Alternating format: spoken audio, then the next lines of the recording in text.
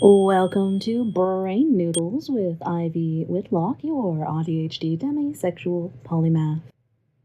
Today we're talking about object permanence, safety, and what happens when, as a result of your condition, you become an object of violence, whether direct or not. I was in my kitchen, a cramped area prone to clutter. Of course, I do what I can to organize. You know the mantra, put it away, not down. It is more effective when things have a place to be put. I mean, that seems obvious in retrospect, right? I'm getting there. So, I set up this area for making tea, coffee, and not boring water. My partner calls it cute. I selected the mug. Awesome anti-mug. Yes. A baggie of green coconut tea, the weird spoon with the big mouth, and honey. Where's the honey? It's not in its spot. I gave it a spot. It's not where I put it before. And this is the moment that I started to lose track of reality. I had a meltdown that physically brought me to tears on my kitchen floor about a jar of honey not being where I expected it. Even after I noticed that it was beside my mug, it was the first thing I grabbed, it took me around 15 minutes to get back to some kind of normal state of mind. Exhausting, possibly embarrassing, and a bit silly. I don't know. I felt like my brain betrayed me.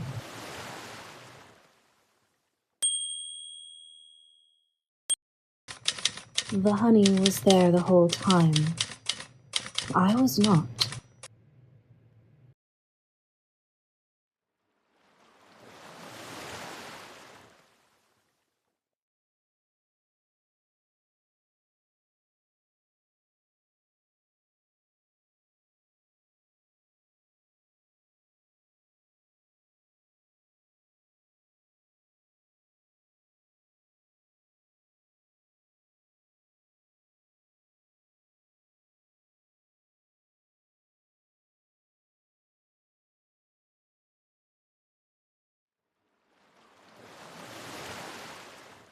And now it's time to tug the noodle.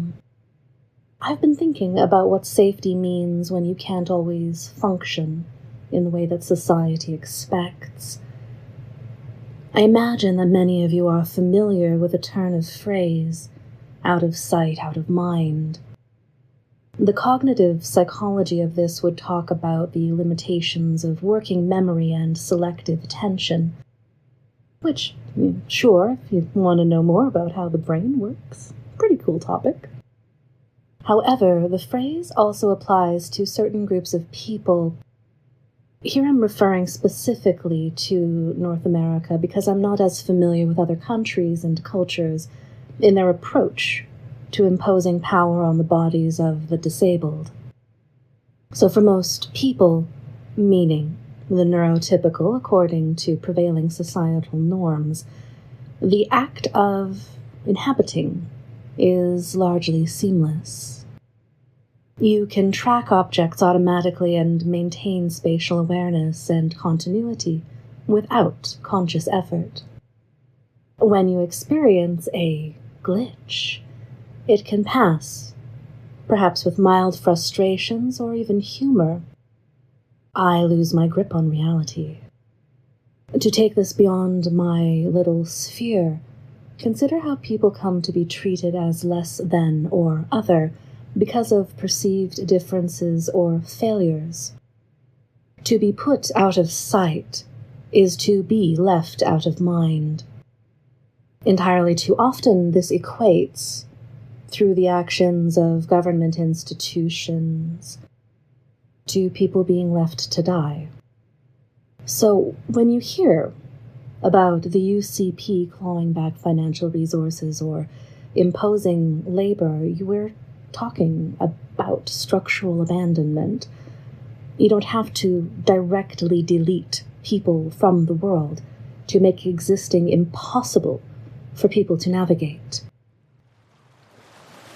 Here's what really storms my seas about this particular cluster of fuck, though. It harrows me to think about how thin the line is between the government doesn't really care and, oh no, they're actually killing us now. I'm exaggerating? Nope. A few blocks away from where ICE murdered Renee Good, there was an autistic woman who was subjected to physical violence essentially for not complying fast enough for these state-sanctioned bullies. Now, yes, I live in Alberta, and if you don't think that one of us could be the next Aliyah Rahman, then your bubble needs to be popped because you are not paying enough attention to the problematic rhetoric infiltrating this province. Now, this is an unnerving topic for me, and probably a number of you, so what do?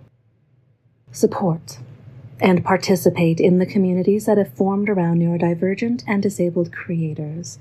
There is a wealth of information available.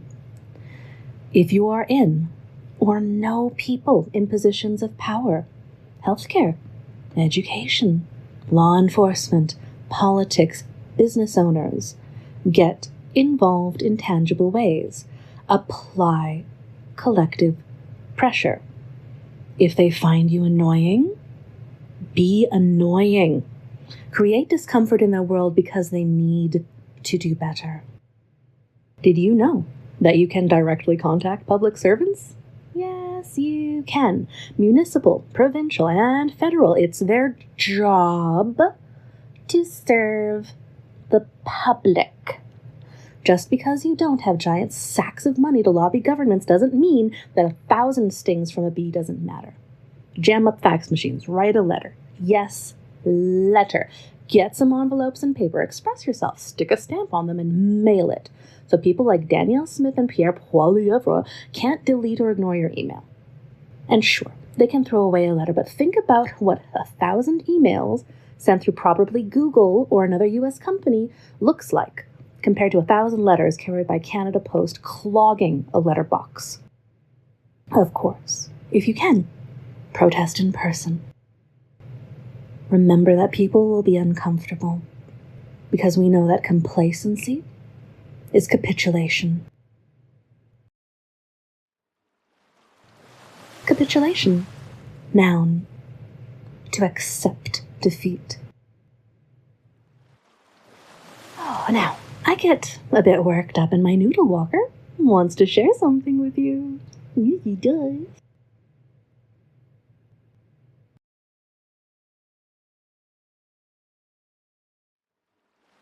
Thank you, Noodle Walker. Now, let's take note, because this is important. If your brain or body functions differently, remember to take the time to be patient and gentle with yourself. And until next time, dear viewers, keep your ink on the page.